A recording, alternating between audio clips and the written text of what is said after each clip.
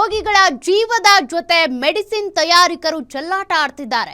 ತಾವರೆಕೆರೆ ಠಾಣೆ ಪೊಲೀಸರು ಭರ್ಜರಿ ಕಾರ್ಯಾಚರಣೆ ನಡೆಸಿದ್ದು ಅನೇಕ ವಿಚಾರಗಳು ಕಳ್ಳಾಟಗಳು ಬಯಲಿಗೆ ಬಂದಿವೆ. ನಕಲಿ ಔಷಧಗಳನ್ನ ತಯಾರಿಸುತ್ತಿದ್ದ ಜಾಲ ಭೇದಿಸಿರುವಂತ ಪೊಲೀಸರು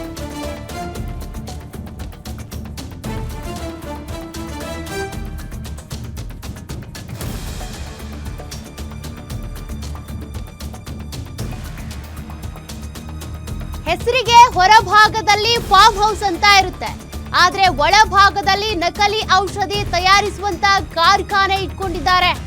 ದೊಡ್ಡೇರಿ ಗ್ರಾಮದ ಬಳಿಯ ಫಾರ್ಮ್ ಹೌಸ್ ಮೇಲೆ ಕಾರ್ಯಾಚರಣೆ ನಡೆಸಿರುವಂತ ಪೊಲೀಸರು ಬರೋಬ್ಬರಿ 6 ಕೋಟಿ ರೂಪಾಯಿ ಮೌಲ್ಯದ ನಕಲಿ ಔಷಧ ವಶಕ್ಕೆ ಪಡೆದಿದ್ದಾರೆ. ಚೇತನ್ ಎಂಬಾತ ನಕಲಿ ಔಷಧ ತಯಾರಿಸಿರುವ ಕಿಂಗ್ ಪಿನ್. ಕಳೆದ 1 ವರ್ಷದಿಂದ ಬೆಂಗಳೂರು ಭಾಗದಲ್ಲೇ ನಡೀತಾ ಇರುವಂತ ದಂಧೆ ಇದು. ಪ್ರತಿಷ್ಠಿತ ಎಂಎನ್ಸಿ ಕಂಪನಿಯ ಲೇಬಲ್ ಅಂಟಿಸಿ ಮಾರಾಟ ಮಾಡಲಾಗ್ತಾ ಇತ್ತು. ನಕಲಿಯಾಗಿ ತಯಾರಿಸಿ ದುಬಾರಿ ಬೆಲೆಗೆ ಎಲ್ಲೆಡೆ ಮಾರಾಟ ಮಾಡ್ತಾ ಇದ್ದಂತ ಜಾಲ ಭೇದಿಸಿದ್ದಾರೆ. ಹೊರ ರಾಜ್ಯದಿಂದ ಔಷಧ ತರಿಸಿಕೊಂಡು ಲೇಬಲ್ ಅಂಟಿಸಿ ಮಾರಾಟ ಮಾಡ್ತಾ ಇದ್ರು ಇವರು. ಇಡೀ ದೇಶದಾದ್ಯಂತ ಹರಡಿರುವಂತ ನಕಲಿ ಮೆಡಿಸಿನ್ ಜಾಲ. ಸದ್ಯ ಓರ್ವ ಅರೆಸ್ಟ್ ಆಗಿದ್ದು ಮೆಡಿಸಿನ್ ಕಿಂಗ್ ಪಿನ್ ಚೇತನ್ ಈಗ ಎಸ್ಕೇಪ್ ಆಗಿದ್ದಾನೆ. ಆತನಿಗಾಗಿ ಪೊಲೀಸರು ಹುಡುಕಾಟ ಮುಂದುವರಿಸಿದ್ದಾರೆ. ಮೊದಲನೇದಾಗಿ ಏನ್ ತಿನ್ಬೇಕು ಏನ್ ಬಿಡ್ಬೇಕು ಅನ್ನೋದೇ ಡೌಟ್ ಇದೆ. ಅಂತಾದ್ರಲ್ಲಿ ಏನಾದ್ರೂ ಅನಾರೋಗ್ಯ ಆಯ್ತು ಅಂದ್ರೆ ಮೆಡಿಸಿನ್ಸ್ ಕೂಡ ನೋಡಿ ನಕಲಿ. ಹೆಸರಿಗಷ್ಟೇ ಫಾರ್ಮ್ ಹೌಸ್, ಆದ್ರೆ ಒಳಗಡೆ ನಡೀತಾ ಇತ್ತು ನಕಲಿ ಔಷಧಗಳ ತಯಾರಿಕೆ. ಸದ್ಯ ಪೊಲೀಸರು ಈ ಜಾಲವನ್ನ ಭೇದಿಸಿದ್ದಾರೆ.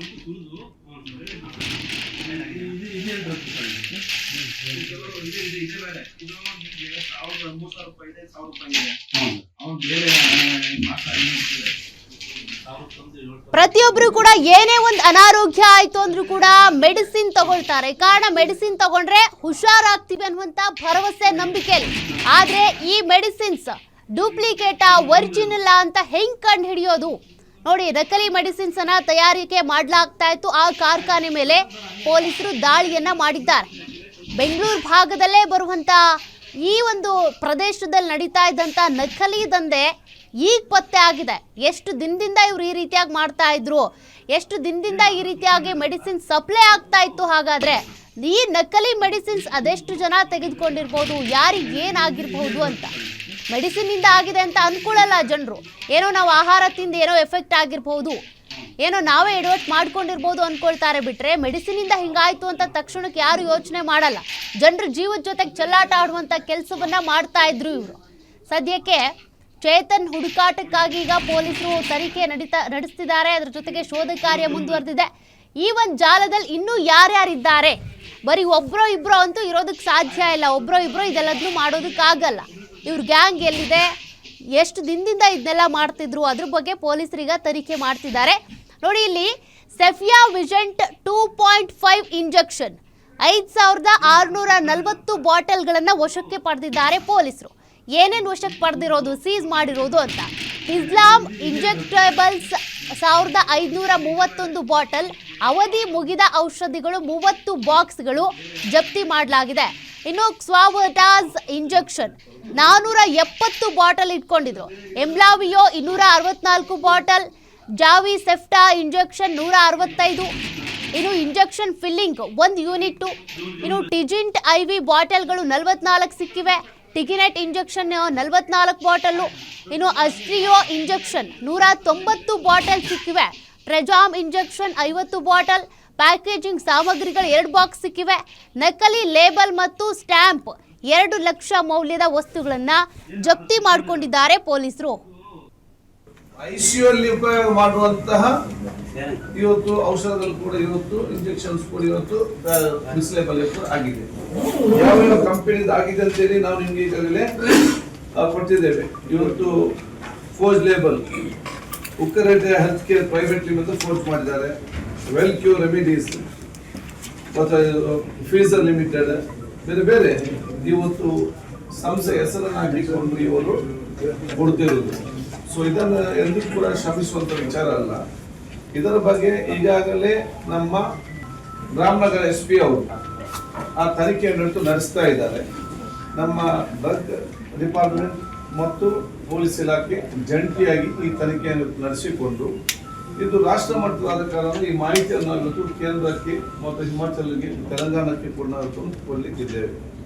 ಅದಕ್ಕಾಗಿ ನಾನು ಈಗಾಗಲೇ ಗೃಹ ಸಚಿವರ ಜೊತೆ ಕೂಡ ಇವತ್ತು ನಾನು ಮಾತಾಡಿದ್ದೇನೆ. ಬಹುಶಃ ಮುಂದೆ ಮುಖ್ಯಮಂತ್ರಿಗಳು ಕೂಡ ವಿಚಾರ ತಿಳಿದಿದೆ ಮತ್ತು ಡೀಟೇಲ್ ಆಗಿ ಮಾತಾಡಲಿಕ್ಕೆ ಬಹುಶಃ ಇವತ್ತು ಮಾತಾಡ್ತೇನೆ ನಾನು. ಯಾಕಂತೇಳಿದ್ರೆ ಇದಕ್ಕೆ ಒಂದು ವಿಶೇಷ ಸ್ಪೆಷಲ್ ಟೀಮ್ ಏನು ಎನ್ಕ್ವೈರಿ ಮಾಡಬೇಕು. ICU ಅಲ್ಲಿ ಉಪಯೋಗ ಮಾಡುವಂತಹ ಇವತ್ತು ಔಷಧಗಳು ಕೂಡ ಇವತ್ತು ಇಂಜೆಕ್ಷನ್ಸ್ ಕೂಡ ಇವತ್ತು ಮಿಸ್ಲೇಬಲ್ ಆಗಿದೆ. ಯಾವ ಕಂಪನಿ ಆಗಿದೆ ಅಂತೇಳಿ ನಾವು ನಿಮ್ಗೆ ಈಗಾಗಲೇ ಕೊಟ್ಟಿದ್ದೇವೆ. ಇವತ್ತು ಫೋರ್ಜ್ ಲೇಬಲ್ ಉಕ್ಕರೇಟೆ health care private limited forge ಮಾಡಿ. ಮತ್ತಷ್ಟು ಡೀಟೇಲ್ಸ್ ಕೊಡ್ತಾರೆ ನಮ್ಮ metro bureau head Ullas. Desk live ಇಂದ ಜಾಯ್ನ್ ಆಗ್ತಿದ್ದಾರೆ. ಉಲ್ಲಾಸ್, ICU ನಲ್ಲಿ ಯೂಸ್ ಮಾಡುವಂತ ಅಥವಾ ಟ್ರೀಟ್ಮೆಂಟ್ ಗೆ ಬಳಸುವಂತ ಮೆಡಿಸಿನ್ಸ್ ಕೂಡ ನಕಲಿಯಾಗಿ ಯಾವುದೋ ಒಂದು ಕಂಪನಿಯ ಲೇಬಲ್ ಅನ್ನ ಅಂಟಿಸಿ ಮಾರಾಟ ಮಾಡಲಾಗ್ತಾ ಇತ್ತು ಅನ್ನೋದು ಗೊತ್ತಾಗ್ತಾ ಇದೆ. ಸದ್ಯಕ್ಕೆ UT ಖಾದರ್ ಅವರು ಇದಕ್ಕೆ ಸಂಬಂಧಪಟ್ಟಂತೆ ಮುಂದೆ ಏನ್ ಆಕ್ಷನ್ ತೆಗೆದುಕೊಳ್ತಾರೆ, ಇದಕ್ಕೆ ಸಂಬಂಧಪಟ್ಟಂತೆ ಇನ್ನೇನು ಡೀಟೇಲ್ಸ್ ಇದೆ ಅಂತ?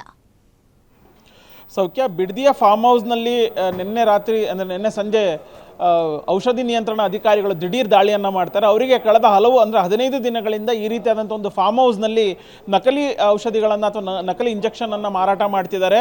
ಇದು ರಾಜ್ಯದ ಬೇರೆ ಬೇರೆ ಪ್ರತಿಷ್ಠಿತ ಆಸ್ಪತ್ರೆಗಳಿಗೆ ಹೋಗ್ತಾ ಇದೆ ಅನ್ನುವಂಥ ಒಂದು ಮಾಹಿತಿ ಬರುತ್ತೆ. ಅದರ ಆಧಾರದ ಮೇಲೆ ಔಷಧಿ ಸುರಕ್ಷತಾ ಇಲಾಖೆ ಅಧಿಕಾರಿಗಳು ಸ್ಥಳೀಯ ಪೊಲೀಸರ ಸಹಾಯದೊಂದಿಗೆ ರಾತ್ರಿ ದಾಳಿಯನ್ನು ಮಾಡ್ತಾರೆ. ದಾಳಿ ಸಂದರ್ಭದಲ್ಲಿ ಸುಮಾರು 4,91,00,000 ಮೌಲ್ಯದ ನಕಲಿ ಮೆಡಿಸಿನ್ಸ್ಗಳನ್ನು ಇವರು ಜಪ್ತಿಯನ್ನು ಮಾಡ್ತಾರೆ. ಸೊ ಈ ಒಂದು ಪ್ರಕರಣದಲ್ಲಿ ಒಂದು ಫಾರ್ಮ್ ಹೌಸ್ನಲ್ಲಿ ಈ ರೀತಿಯಾದಂಥ ಒಂದು ನಕಲಿ ಔಷಧಿಗಳನ್ನು ಮಾರಾಟ ಮಾಡ್ತಿದ್ರು ಅನ್ನುವಂಥದ್ದು ಈಗ ಸದ್ಯಕ್ಕೆ ಗೊತ್ತಾಗ್ತಾ ಇರುವಂಥದ್ದು. ಇದರಲ್ಲಿ ಬಹುತೇಕ ಔಷಧಿಯನ್ನು ವಶಪಡಿಸಿಕೊಂಡಿರುವಂತಹ ಅಂಶಗಳನ್ನು ನೋಡ್ತಾ ಹೋಗೋದಾದರೆ ಬಹುತೇಕ ಎಲ್ಲವೂ ನಕಲಿ ಮೆಡಿಸಿನ್ಸ್ಗಳು ಇಂಜೆಕ್ಷನ್ ಅನ್ನುವಂಥದ್ದು ಗೊತ್ತಾಗ್ತಿದೆ. ಎಲ್ಲವೂ ಕೂಡ ಕೋಟಿ ಮೌಲ್ಯದ ಇಂಜೆಕ್ಷನ್ಗಳು. ಇವರು ಯಾವ ರೀತಿಯಾಗಿ ನಕಲಿಯನ್ನು ಮಾರಾಟ ಮಾಡ್ತಿದ್ರು ಅಂತಂದರೆ ಬೇರೆ ಎಲ್ಲೋ ಸಿಗುವಂತಹ, ಅಂದರೆ ಈಗ ಸದ್ಯಕ್ಕೆ ಸ್ವತಃ ಆರೋಗ್ಯ ಸಚಿವ UT ಖಾದರ್ ಹೇಳ್ತಾ ಇರುವಂಥದ್ದು ಹಿಮಾಲಯದಿಂದ ಈ ಒಂದು ಹಿಮಾಚಲ ಪ್ರದೇಶದಿಂದ ಕಡಿಮೆ ಬೆಲೆಗೆ ಸಿಗ್ತಾ ಇರುವಂತಹ ಔಷಧಿಗಳನ್ನು ಈ ಒಂದು ಫಾರ್ಮ್ ಹೌಸ್ಗೆ ತರ್ತಾ ಇದ್ರು. ಖಾಲಿ ಬಾಟಲ್ಗಳಲ್ಲಿ ಈ ಒಂದು ಔಷಧಿಗಳನ್ನು ತುಂಬಿ ಅದಕ್ಕೆ ಪ್ರತಿಷ್ಠಿತ ಕಂಪನಿಗಳ ಲೇಬಲ್ಗಳನ್ನು ಅಂಟಿಸಿ ಮಾರಾಟವನ್ನು ಮಾಡ್ತಾ ಇದ್ರು ಅನ್ನುವಂಥದ್ದು ಗೊತ್ತಾಗಿದೆ. ಜೊತೆಗೆ ದಾಳಿ ಮಾಡಿದಂಥ ಸಂದರ್ಭದಲ್ಲಿ ನಕಲಿ ಹೇಗೆ ಅನ್ನುವಂಥದ್ದು ಒಂದು ಸಾಮಾನ್ಯವಾಗಿ ಒಂದು ಪ್ರಶ್ನೆ ಉದ್ಭವ ಆಗುತ್ತೆ. ಸೊ ಇದಕ್ಕೂ ಕೂಡ ಆರೋಗ್ಯ ಸಚಿವರು ಒಂದು ಸ್ಪಷ್ಟನೆಯನ್ನು ಕೊಟ್ಟಿದ್ದಾರೆ. ನಾವು ಜಪ್ತಿ ಮಾಡಿದಂಥ ಔಷಧಿಗಳೇನಿದಾವೆ, ನಕಲಿ ಔಷಧಿಗಳೇನಿದಾವೆ, ಆ ಒಂದು ಔಷಧಿಗಳ ಬಾಟಲ್ಗಳ ಮೇಲೆ ಯಾವುದೇ ರೀತಿಯಾದಂಥ ಒಂದು QR ಕೋಡ್ ಇರಲಿಲ್ಲ. ನಾವು ಒರಿಜಿನಲ್ ಅಥವಾ ಪ್ರತಿಷ್ಠಿತ ಕಂಪನಿಗಳು ಯಾವುದೇ ಒಂದು ಔಷಧಿಯನ್ನು ಅಥವಾ ಇಂಜೆಕ್ಷನನ್ನು ತಯಾರು ಮಾಡ್ತಾರೆ ಅಂತಂದರೆ ಆ ಕಂಪನಿಗೆ ಸಂಬಂಧಪಟ್ಟಂಥ ಮತ್ತು ಔಷಧಿಗೆ ಸಂಬಂಧಪಟ್ಟಂಥ QR ಕೋಡ್ ಇರುತ್ತೆ. ಆದರೆ ಯಾವುದೇ ರೀತಿಯಾದಂಥ QR ಕೋಡ್ ಇರಲಿಲ್ಲ. ಹಾಗಾಗಿ ನಮ್ಗೆ ಇದು ಗೊತ್ತಾಗಿದೆ, ಇದು ನಕಲಿ ಔಷಧಿಗಳು ಅಂತ ಹೇಳಿ. ಈಗ ನಮಗೆ ರಾಜ್ಯದ ಬೇರೆ ಬೇರೆ ಭಾಗಗಳಿಗೆ ಯಾವ ಮೆಡಿಕಲ್ ಶಾಪ್ಗಳಿಗಾಗಿರ್ಬೋದು ಅಥವಾ ಯಾವ ಆಸ್ಪತ್ರೆಗಳಿಗೆ ಹೋಗಿದೆ ಅನ್ನುವಂಥದ್ದು ನಮ್ಗೆ ಇನ್ನೂ ಕೂಡ ಗೊತ್ತಾಗಿಲ್ಲ. ಆ ಒಂದು ದಾಳಿ ಮಾಡಿದಂಥ ಸಂದರ್ಭದಲ್ಲಿ ಓರ್ವ ವ್ಯಕ್ತಿ ಸಿಕ್ಕಾಕೊಂಡಿದ್ದಾನೆ, ಅವನನ್ನು ಎನ್ಕ್ವೈರಿ ಮಾಡ್ತಾ ಇದ್ದಾರೆ. ಆ ವ್ಯಕ್ತಿ ಯಾವ ರೀತಿಯಾಗಿ ಒಂದು ಮಾಹಿತಿಯನ್ನು ಕೊಡ್ತಾರೆ ಅದರ ಆಧಾರದ ಮೇಲೆ ನಾವು ಮುಂದಿನ ತನಿಖೆಯನ್ನು ಮಾಡ್ತೀವಿ ಅನ್ನುವಂಥ ಒಂದು ಮಾತನ್ನು ಸ್ವತಃ UT ಖಾದರ್ ಹೇಳ್ತಿರುವಂಥದ್ದು. ಅಂದರೆ ಹಿಮಾಚಲ ಪ್ರದೇಶದಿಂದ ಇಲ್ಲಿಗೆ ರಾಜ್ಯಕ್ಕೆ ಬರುತ್ತೆ ಅಂದರೆ ಕೇವಲ ಅಲ್ಲಿಂದ ಬರುವಂಥದ್ದು ಮಾತ್ರ ಅಲ್ಲ, ಯಾವ್ಯಾವ ರಾಜ್ಯದ ಮೂಲಕ ಹಾದು ಬರುತ್ತೆ ಆ ರಾಜ್ಯಗಳು ಕೂಡ ಈ ಒಂದು ಅಕ್ರಮ ನಕಲಿ ಔಷಧಿಗಳ ಮಾರಾಟ ದಂಧೆಯಲ್ಲಿ ಭಾಗಿಯಾಗಿದ್ದಾರೆ ಅನ್ನೋದು ನಮಗೆ ಈಗ ಪ್ರಾಥಮಿಕವಾಗಿ ತಿಳಿದು ಬಂದಿದೆ. ಸೊ ಹಾಗಾಗಿ ನಾವು ಈಗ ಸದ್ಯಕ್ಕೆ ಸಿಕ್ಕಿರುವಂತಹ ಪ್ರಶಾಂತ್ ಅನ್ನುವಂತಹ ವ್ಯಕ್ತಿ ಏನಿದ್ದಾನೆ, ಈತ ಆ ಫಾರ್ಮ್ ಹೌಸ್ನಲ್ಲಿ ನಕಲಿ ಔಷಧಿಗಳನ್ನು ಫಿಲ್ ಮಾಡುವಂತಹ ಒಂದು ಜವಾಬ್ದಾರಿಯನ್ನು ಹೊತ್ತಿದ್ದ. ಆ ಫಾರ್ಮ್ ಹೌಸ್ ಏನಿದೆ ಇದು ಕಳೆದ 5-6 ವರ್ಷಗಳಿಂದ ಬಾಡಿಗೆಯನ್ನು ಪಡ್ಕೊಂಡು ಅಲ್ಲಿ ಈ ರೀತಿಯಾದಂಥ ಒಂದು ನಕಲಿ ಔಷಧಿಗಳನ್ನು ತಯಾರು ಮಾಡ್ತಾ ಇದ್ರು. ಬೇರೆ ಬೇರೆ ಪ್ರತಿಷ್ಠಿತ ಆಸ್ಪತ್ರೆಗಳಿಗಾಗಿರ್ಬೋದು ಮತ್ತು ಮೆಡಿಕಲ್ ಶಾಪ್ಗಳಿಗೆ ಈ ರೀತಿಯಾದಂಥ ಒಂದು ಔಷಧಿಗಳನ್ನು ಕಳಿಸ್ತಾ ಇದ್ರು ಅನ್ನುವಂಥದ್ದು ಈಗ ಸದ್ಯಕ್ಕೆ ಮಾಹಿತಿ ಸಿಗ್ತಾ ಇದೆ. ಸೊ ಆ ಒಂದು ಫಾರ್ಮ್ ಹೌಸಿಂದ ರಾಜ್ಯದ ಯಾವ ಔಷಧಿ ಮಳಿಗೆಗಳಿಗಾಗಿರ್ಬೋದು ಅಥವಾ ಆಸ್ಪತ್ರೆಗಳಿಗೆ ಮತ್ತು ಬೇರೆ ಬೇರೆ ಯಾವ ರಾಜ್ಯಗಳಿಗೆ ಇಲ್ಲಿಂದ ಹೋಗಿದೆ ಅನ್ನುವಂಥದ್ದು ಈಗ ತನಿಖೆ ನಡೀತಾ ಇದೆ. ಯಾಕೆಂತಂದರೆ ಈ ಔಷಧಿ ನಾವು ಕಳೆದ 3-4 ವರ್ಷಗಳಿಂದ ಔಷಧಿಗಳನ್ನು ಪಡೆದು ಯಾರೆಲ್ಲ ಮೃತಪಟ್ಟಿದ್ದಾರೆ ಆ ಎಲ್ಲ ರೋಗಿಗಳ ಮಾಹಿತಿಯನ್ನು ಕೂಡ ಪಡೆಯುವಂಥ ಕೆಲಸ ಆಗ್ತಾ ಇದೆ. ಸೊ ಹಾಗಾಗಿ ನಾವು ಸಂಪೂರ್ಣ ಈಗ ಸದ್ಯಕ್ಕೆ ತನಿಖೆ ನಡೀತಾ ಇದೆ. ಹಾಗಾಗಿ ನಾವು ಹೆಚ್ಚಿನ ಮಾಹಿತಿಯನ್ನು ಕೂಡ ನೀಡಲಿಕ್ಕೆ ಸಾಧ್ಯ ಆಗೋದಿಲ್ಲ. ಸುಮಾರು 4,91,00,000 ಮೌಲ್ಯದ ನಕಲಿ ಔಷಧಿಗಳನ್ನು, ಅದರಲ್ಲಿ ಇಂಜೆಕ್ಷನ್ಸ್ ಆಗಿರ್ಬೋದು ಮತ್ತು ಅವಧಿ ಮುಗಿದಿರುವಂಥ ಔಷಧಿಗಳು ಸುಮಾರು 35 ಲಕ್ಷ ಮೌಲ್ಯದ 30 ಬಾಕ್ಸ್ಗಳನ್ನು ನಿನ್ನೆ ಅಧಿಕಾರಿಗಳು ಜಪ್ತಿ ಮಾಡಿದ್ದಾರೆ. ಸೊ ಹೀಗಾಗಿ ಎಲ್ಲ ಆಯಾಮಗಳಲ್ಲೂ ತನಿಖೆ ನಡೀತಾ ಇದೆ. ಸೊ ಪ್ರಾಥಮಿಕವಾಗಿ ನಾವು ಒಬ್ಬ ವ್ಯಕ್ತಿ ಸಿಕ್ಕಿದ್ದಾನೆ, ಆತನಿಂದ ಇನ್ನಷ್ಟು ಮಾಹಿತಿಗಳನ್ನು ಪಡಿತಾ ಇದ್ದೀವಿ. ಅದಾದ ಬಳಿಕ ಯಾವ್ಯಾವ ರಾಜ್ಯಗಳಿಗೆ ಹೋಗಿದೆ ಮತ್ತು ಯಾವ ಮೆಡಿಕಲ್ ಶಾಪ್ಗಳಿಗೆ ಹೋಗಿದೆ, ಯಾವ ಆಸ್ಪತ್ರೆಗಳಿಗೆ ಹೋಗಿದೆ, ಇವೆಲ್ಲದರ ಸಂಪೂರ್ಣವಾದಂಥ ಮಾಹಿತಿ ಸಿಗುತ್ತೆ ಅನ್ನುವಂಥ ಒಂದು ಮಾಹಿತಿಯನ್ನು ಆರೋಗ್ಯ ಸಚಿವ UT ಖಾದರ್ ಹೇಳಿರುವಂಥದ್ದು. ಸೌಖ್ಯ. ಉಲ್ಲಾಸ್, ಅಂದ್ರೆ ಅಲ್ಲಿಗೆ ಈ ಕಂಪನಿ ಔಷಧಿಗಳೀಗ ಎಲ್ಲೆಲ್ಲಿದ್ದಾವೆ ಅವೆಲ್ಲವೂ ಕೂಡ ಅನ್ಸೇಫ್ ಅಂತ. ಬಟ್ ಈಗ ಇಲ್ಲಿವರೆಗೂ ಇವರು ಮೆಡಿಕಲ್ಸ್ಗೆ, ಹಾಸ್ಪಿಟಲ್ಸ್ಗೆ ಇವನ್ನ ಪೂರೈಕೆ ಮಾಡಿದ್ದಾರೆ. ಅದನ್ನ ಹೆಂಗ್ ಸಪರೇಟ್ ಮಾಡ್ತಾರೆ? ಈಗ ಜನರು ಹೋಗಿ ಮೆಡಿಸಿನ್ಸ್ ತಗೊಂಡಿರ್ತಾರೆ, ಅಥವಾ ಅವ್ರ ಮನೇಲೂ ಕೂಡ ಇದೇ ಮೆಡಿಸಿನ್ಸ್ ಇರ್ಬೋದೇನೋ, ಅದೆಲ್ಲವನ್ನು ಕೂಡ ಈಗ ಹೇಗ್ ಬೇರ್ಪಡಿಸೋದು ಅಂತ ಚಾಲೆಂಜಿಂಗ್ ಅಲ್ವಾ? ಖಂಡಿತವಾಗ್ಲೂ ಸೌಖ್ಯ. ಯಾಕೆಂತಂದ್ರೆ ವಶಪಡಿಸ್ಕೊಂಡಂತಹ ನಕಲಿ ಔಷಧಿಗಳು ಪ್ರತಿಷ್ಠಿತ ಅಂದ್ರೆ ಅಂತಾರಾಷ್ಟ್ರೀಯ ಕಂಪನಿಯ ಬ್ರಾಂಡೆಡ್ ಹೆಸರಿನಲ್ಲಿ ಈ ಒಂದು ಔಷಧಿಗಳನ್ನು ಮಾರಾಟ ಮಾಡ್ತಾ ಇದ್ರು ಅನ್ನುವಂಥದ್ದು ಗೊತ್ತಾಗಿದೆ. ಯಾಕೆಂತಂದ್ರೆ ಆ ಒಂದು ಸ್ಥಳಕ್ಕೆ ಹೋದಂಥ ಸಂದರ್ಭದಲ್ಲಿ ಅಂತಾರಾಷ್ಟ್ರೀಯ ಕಂಪನಿಯ ಲೇಬಲ್ಗಳು ಸಿಕ್ಕಿರುವಂಥದ್ದು. ಆ ಒಂದು ಲೇಬಲ್ಗಳನ್ನೇ ಖಾಲಿ ಬಾಟಲ್ಗಳಿಗೆ ಅಂದರೆ ಕಡಿಮೆ ಬೆಲೆಗೆ ತಂದಂತಹ ಔಷಧಿಗಳನ್ನು ಫಿಲ್ ಮಾಡಿ ಆ ಒಂದು ಬಾಟಲ್ಗಳಿಗೆ ಅಂತಹ ಪ್ರತಿಷ್ಠಿತ ಲೇಬಲ್ಗಳನ್ನು ಹಾಕ್ತಾ ಇದ್ರು ಅನ್ನುವಂಥದ್ದು ಈಗ ಸದ್ಯಕ್ಕೆ ದಾಳಿ ವೇಳೆ ಸಿಕ್ಕಿರುವಂಥದ್ದು. ಅಂದರೆ ಆ ಒಂದು ಲೇಬಲ್ನ ಹೊಂದಿರುವಂತಹ ಔಷಧಿಗಳು ಯಾವ್ಯಾವ ಮೆಡಿಕಲ್ ಶಾಪ್ಗಳಿಗೆ ಹೋಗಿದೆ ಮತ್ತು ಯಾವ ಪ್ರತಿಷ್ಠಿತ, ಅದು ಕೂಡ ಮಾಹಿತಿ ಸಿಗ್ತಾ ಇರುವಂಥದ್ದು ಸರ್ಕಾರಿ ಆಸ್ಪತ್ರೆಗಳಿಗೂ ಕೂಡ ಹೋಗಿದೆ ಅನ್ನುವಂಥ ಒಂದು ಮಾಹಿತಿ ಸಿಗ್ತಾ ಇದೆ. ಸೊ ಹಾಗಾಗಿ ಆ ಒಂದು ಲೇಬಲ್ನ ಅಂದರೆ 4-5 ಕಂಪನಿಗಳ ಹೆಸರಿನ ಲೇಬಲ್ಗಳನ್ನು ಅಂದರೆ ಲೇಬಲ್ ಇರುವಂತಹ ನಕಲಿ ಔಷಧಿಗಳನ್ನು ಈಗಾಗಲೇ ಮಾರಾಟ ಮಾಡಲಾಗಿದೆ. ಅಂತಹ ಯಾವ್ಯಾವ ಲೇಬಲ್ಗಳು ಹೊಂದಿರುವಂತಹ ಬಾಟಲ್ಗಳೇನಿದೆ, ಔಷಧಿ ಬಾಟಲ್ಗಳಾಗಿರ್ಬೋದು ಅಥವಾ ಇಂಜೆಕ್ಷನ್ ಏನಿದೆ, ಅವೆಲ್ಲವನ್ನು ಕೂಡ ನಾವು ತಪಾಸಣೆಯನ್ನು ಮಾಡ್ತೀವಿ, ಅವೆಲ್ಲವನ್ನು ಕೂಡ ಪರಿಶೀಲನೆಯನ್ನು ನಡೆಸ್ತೀವಿ.